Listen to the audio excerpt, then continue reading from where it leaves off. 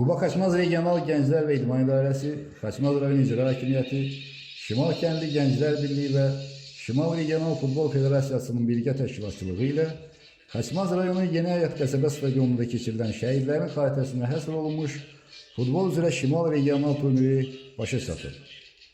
Xaçmazın Dadaşova və Qusarın Buxurova komandaları arasında keçirilən final maçından əvvəl Azərbaycan Respublikasının dövlət himni səsləndirilmiş, Ulu Öndər Heydər Əliyevin vətən uğrunda canlarından keçən şəhidlərimizin əziz xatirəsi bir dəqiqəlik sükutla yad edilir.